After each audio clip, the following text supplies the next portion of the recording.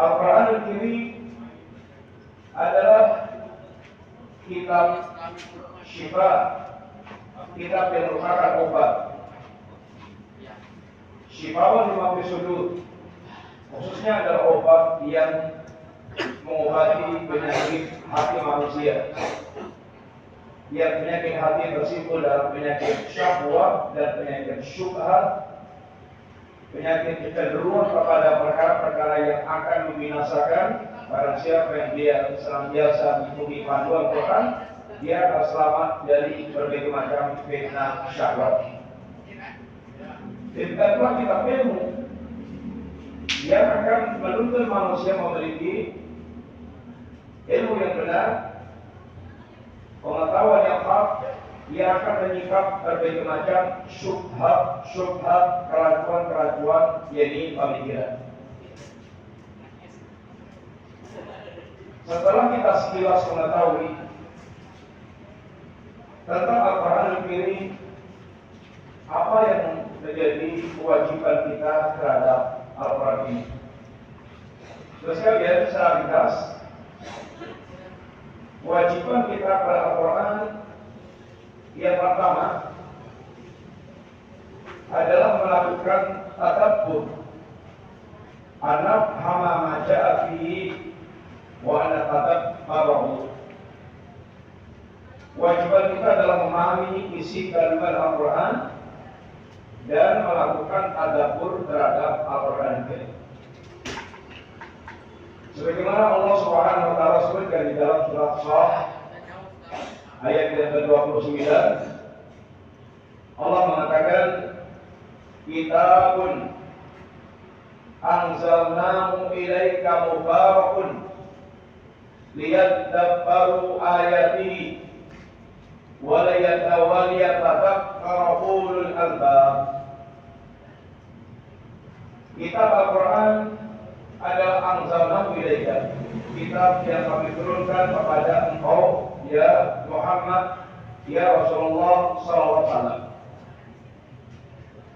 Kitab yang dikatakan Allah mubarakun, kitab yang penuh dengan keberkahan, kitab yang diberkahi oleh Allah SWT. Dan berkah sendiri, Bapak Ibu sekalian, maknanya adalah asratul khair wa tubuh. Berkah itu maknanya adalah banyaknya kebaikan dan tetapnya kebaikan, bahkan ziyadatul khair, kebaikan yang terus bertambah-tambah. Sehingga perkara itu kalau dikatakan berkah, artinya mengandung kebaikan yang sangat banyak. Orang dikatakan Masya Allah waktunya sangat berkah banget, artinya hampir tidak ada waktu dia yang terbuang sia-sia.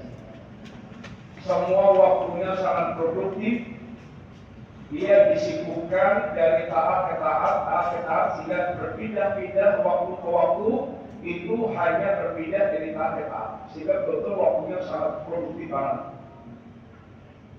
Ada orang yang waktunya sangat tidak produktif, tidak berkah, artinya itu waktunya habis hanya berpindah dari kelalaian, bahkan berpindah kepada yang haram, lalai haram, sehingga waktu itu penuh dengan kelalaian dan hal-hal yang diharapkan Allah, sehingga sama sekali tidak menghasilkan kebaikan. Ini waktu yang tidak berkah. Hartanya berkah, kadang walaupun sedikit tapi berkah, artinya ada betul kebaikannya sangat banyak banget.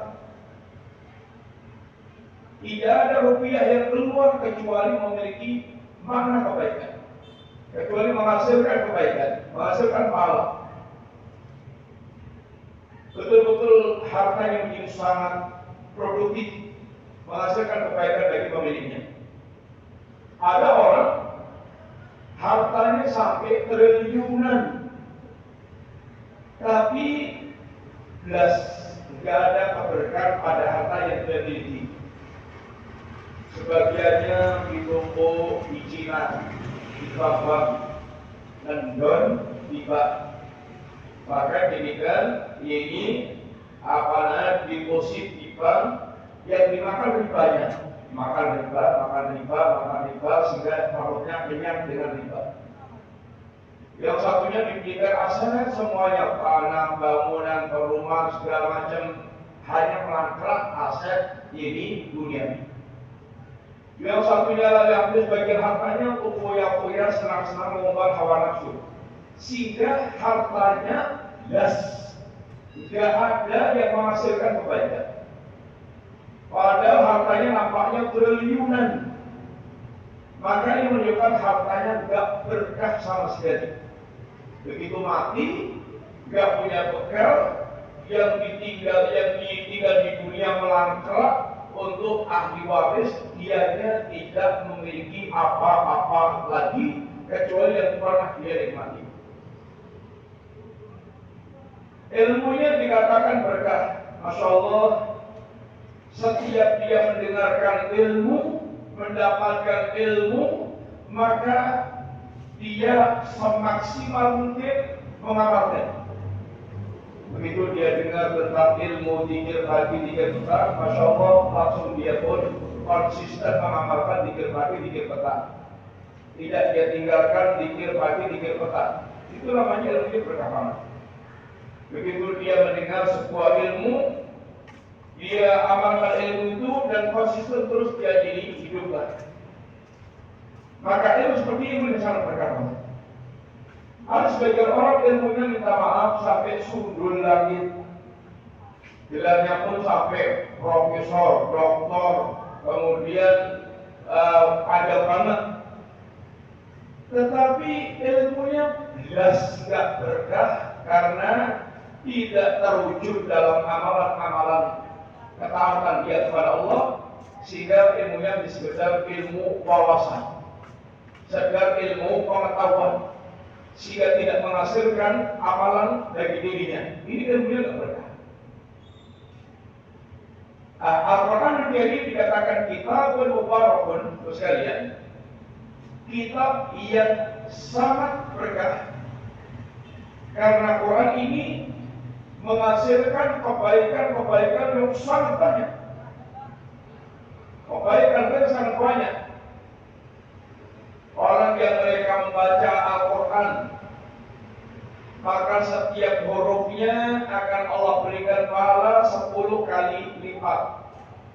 Man qara'a harfan min kitabillah falahul hasanah wal hasanatu bi asyri amsalihah.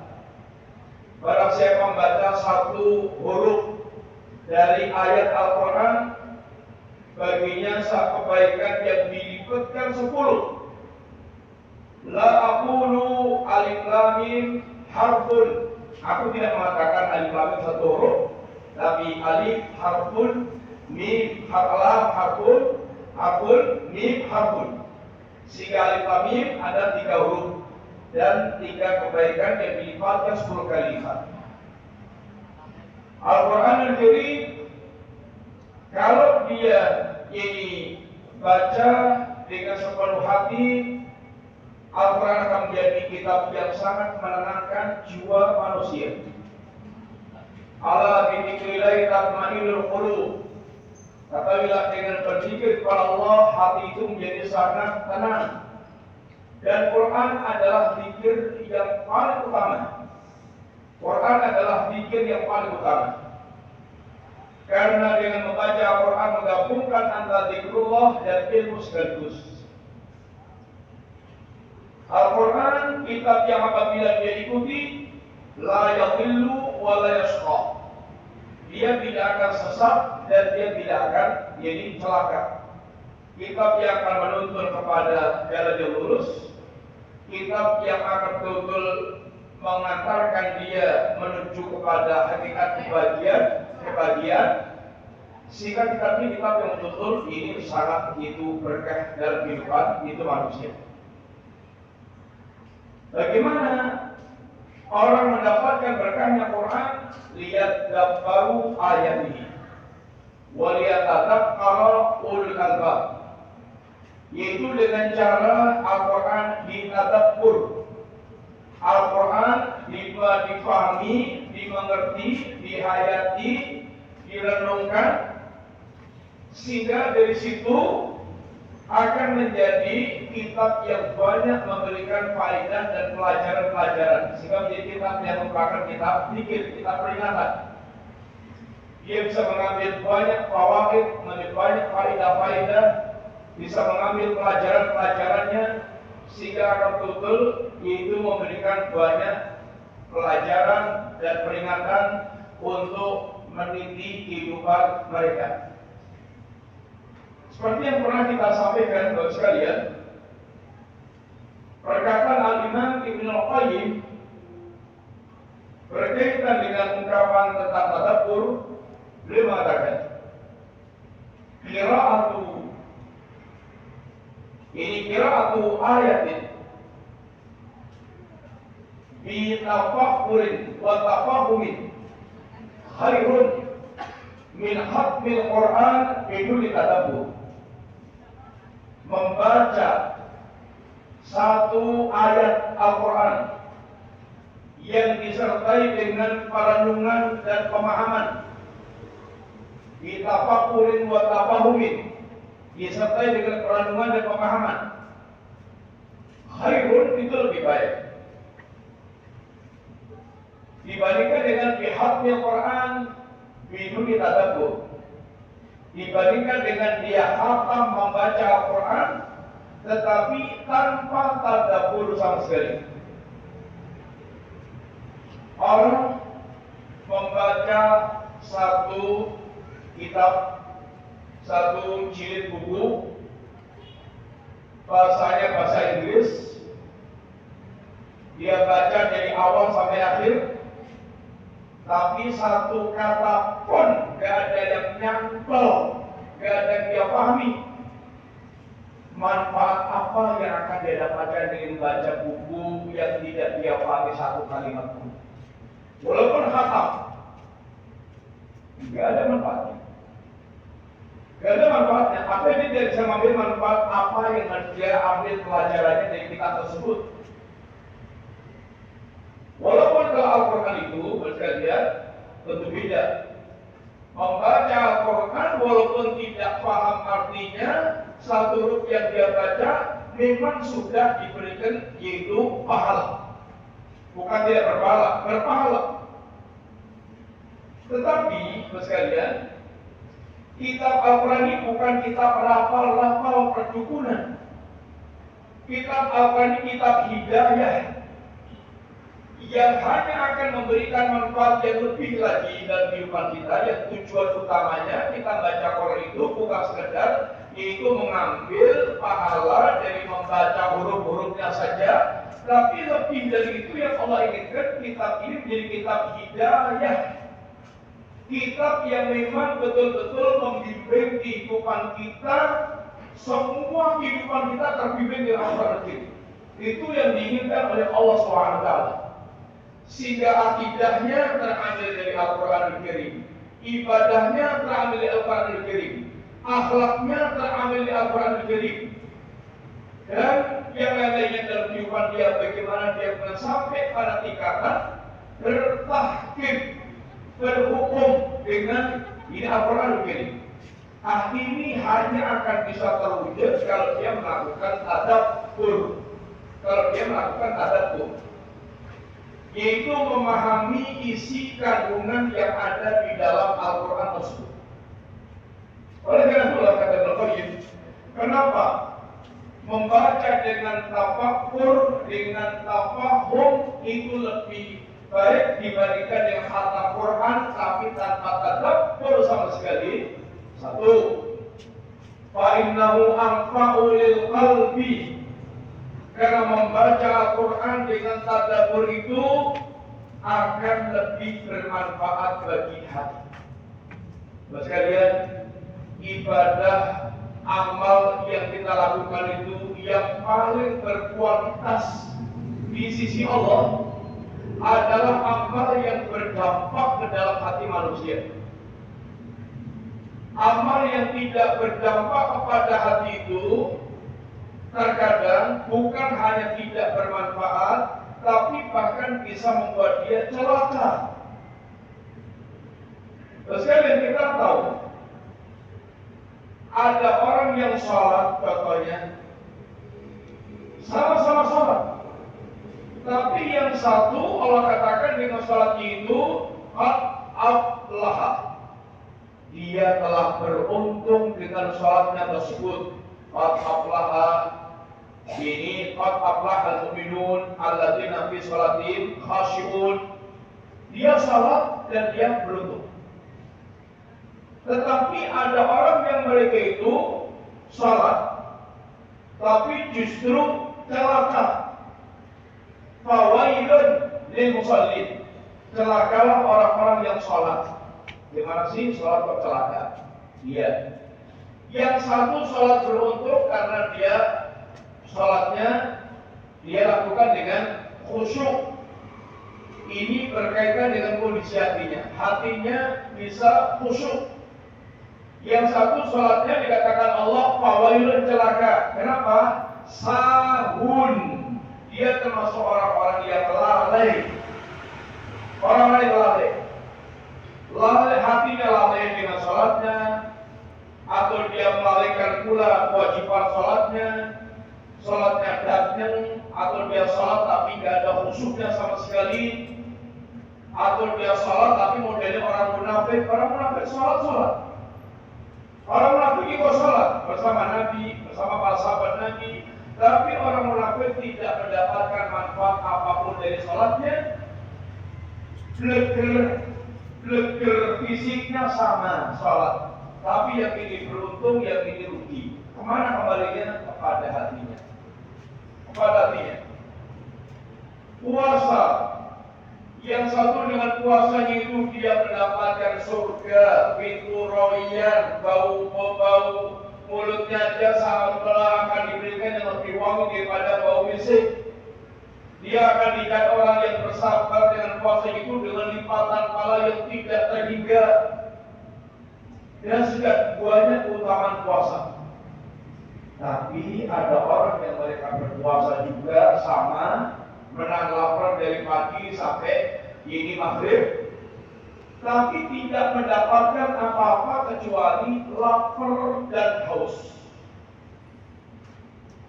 Tidak dapat apa-apa kecuali alju wal atas, lapar dan haus. Dan ini tidak ada keuntungan sama sekali. Apa yang membedakannya? Nabil dulu, apa yang terjadi pada hatinya. Teruskan dia. Sehingga kenapa membaca Al-Quran dengan tadabbur itu lebih utama? Karena lebih manfaat bagi hati manusia. Sehingga dia akan bisa mengambil pelajaran, mengambil ibrah, kemudian bisa meningkatkan keimanan, meningkatkan ketakwaan. Itu karena dia merenungkan.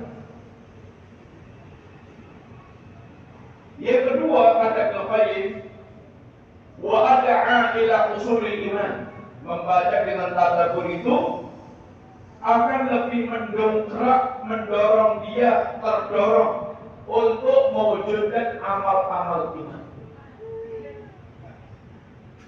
Seorang sahabat begitu dia mendapatkan nasihat Nabi menyampaikan sebuah nasihat,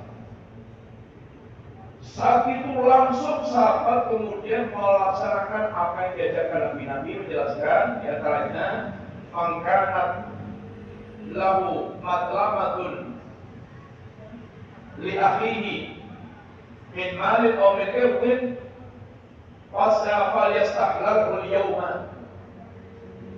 Mangkanat indahu matlamatun, barang siapa dia memiliki kezaliman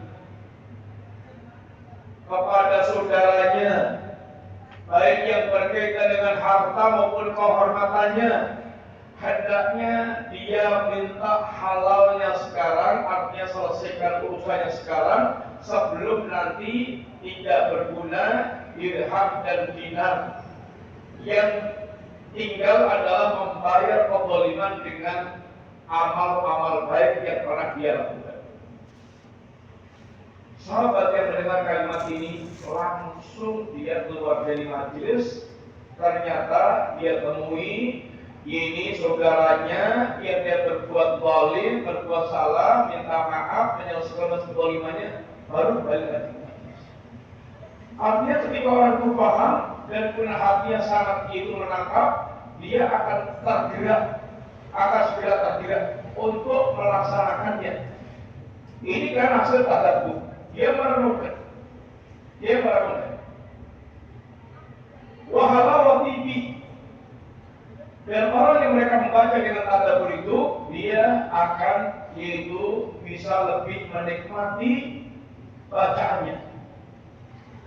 Kalau Bapak Ibu membaca Quran dan paham setiap kalimat-kalimatnya, maka membaca Quran itu seakan-akan tidak ingin menutup kitabnya, karena dia berpindah-pindah dari satu alam ke alam yang lainnya, dari kisahnya Nabi dengan kaumnya, pindah kemudian kisah Nabi yang lainnya lagi, kemudian cerita tentang surga, neraka, kemudian pindah tentang ini mengenal Allah SWT dan seterusnya, sehingga seakan dia berenang di lautan yang betul-betul dituntun dari kelezatan satu kepada kelezatan yang lainnya. Dia sehingga lebih sangat menikmati.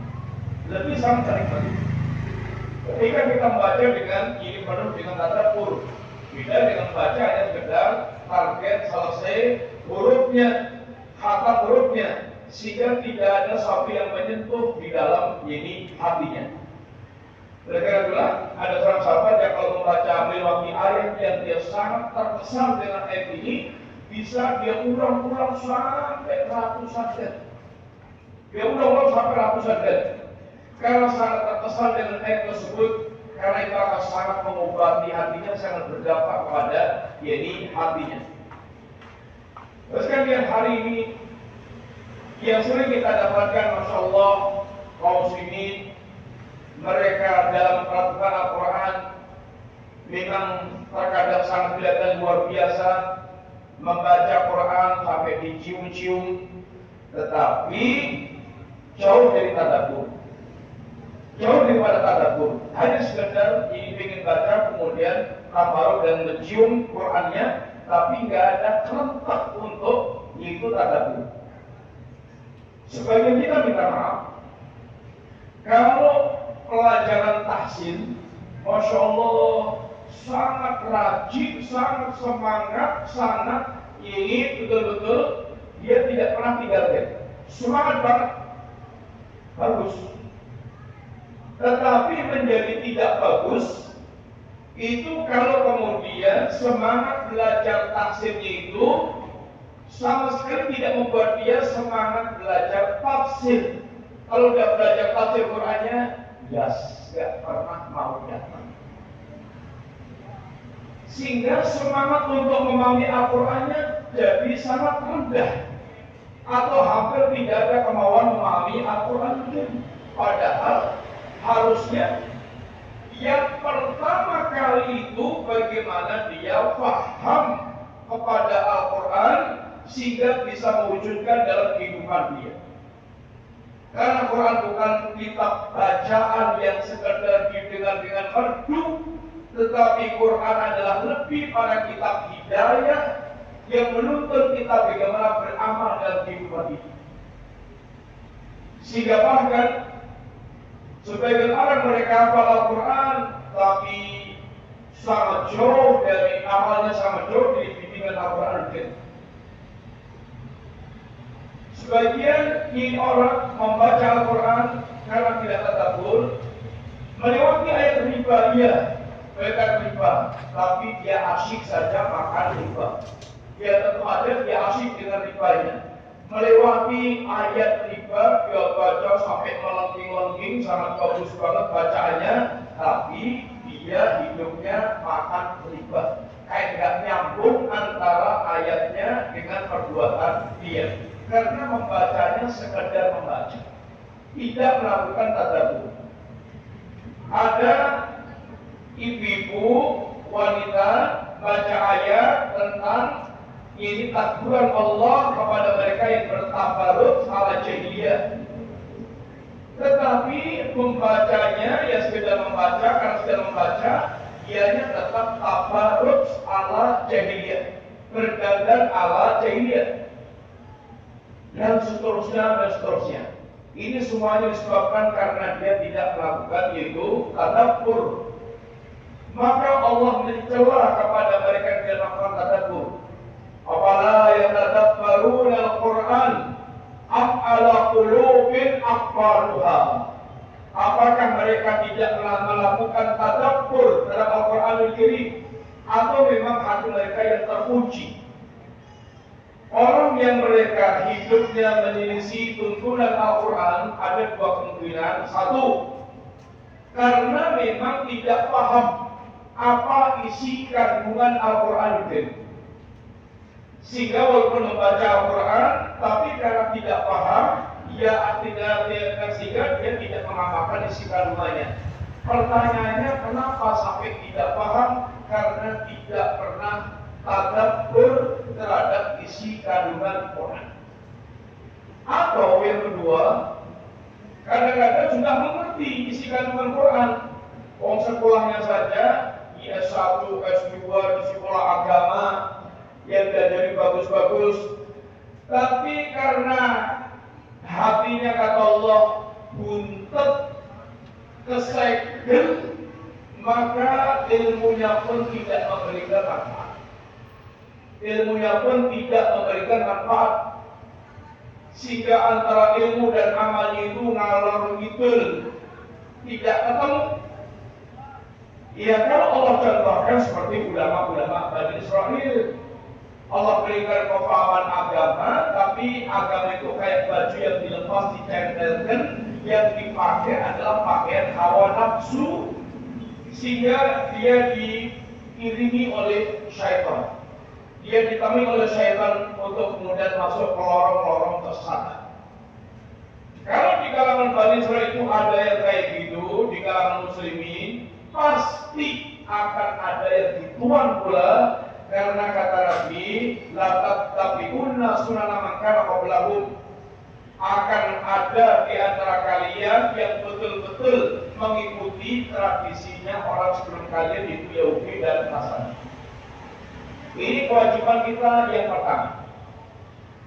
Kewajiban kita yang kedua, sekalian, adalah yaitu ayat malu bil Quran. Hendaknya seorang muslim yang membaca Al-Quran, dia mengamalkan yaitu isi kandungan Al-Quran. Perintahnya bagaimana dia bisa memenuhi perintah Allah, memenuhi panggilan Allah. Larangannya bagaimana bisa dia tinggalkan jadi semaksimal mungkin. Dan jangan sampai kita termasuk orang yang dikeluhkan oleh Nabi, ini orang yang melakukan hajrul Quran. Wa qala Rasul, Rabbi inna qaumi ittakhadhu hadzal Qur'ana mahjura. Dan Nabi mengeluhkan kepada Allah, ya Rabb, kaumku telah melakukan Al-Quran ini menjadi sesuatu yang dia jauhi, dia boikot. Kata para ulama, hajrul Quran itu ada hajrul sima, hajrul tilawah, hajrul tadabbur, hajrul amal, hajrul tahqiq. Memboikot Al-Quran itu ada bentuknya tidak mau mendengarkan Al-Quran. Telinganya sama sekali gak suka belas mendengarkan orang membaca Al-Quran. Maka itu menunjukkan hatinya ada penyakit. Karena muslim itu pasti suka dengan Quran. Kalau sampai kemudian hatinya itu belas gak suka dengan bacaan Quran, maka menunjukkan hatinya ada sesuatu. Ada yang buat dia tidak beres. Yang kedua, hajrul tilawah, tidak mau membaca Al-Quran, sehingga hari-harinya kosong dia membaca Al-Quranul Karim. Sedangkan kita harusnya hari kita jangan pernah sampai kosong dari membaca Al-Quran, walaupun satu lembar. Kalau sampai bisa berjuz-juz, alhamdulillah, 1 juz, 2 juz, masya Allah. Tapi paling tidak jangan sampai terlewat walaupun 1 lembar. Bapak Ibu, kita membuat jadwal khusus kapan kita membaca Al-Quran. Pada subuh umpamanya, pokoknya harus ada acara baca Quran. Atau pada maghrib umpamanya, pokoknya ada jadwal baca Quran. Atau setelah sholat ini atau sholat itu sempat untuk baca Quran. Jadwal membaca Quran mesti harus kita adakan dan harus disiplin. Jangan sampai kemudian karena kesibukan kita lalu kemudian meninggalkan baca Quran. Kadang-kadang kita punya acara yang sibuk banget.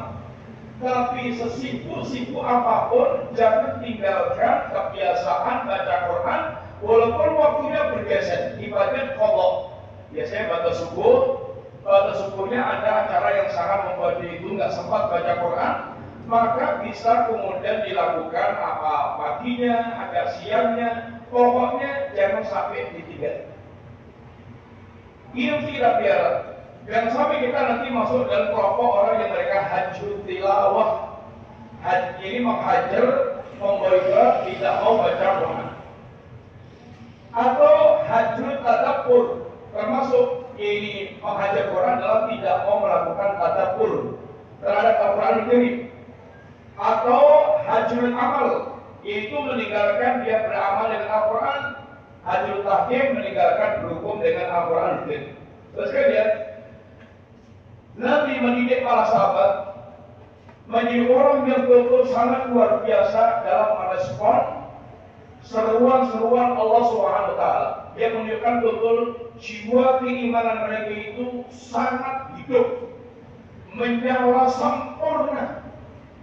Terus kemudian betapa cepatnya mereka merespon ayat Allah Subhanahu wa taala yang berkaitan dengan perintah maupun berkaitan dengan larangan. Ketiga, Abu Talha membaca ayat lan tanalul birra hatta tunfiqu mimma tuhibbun.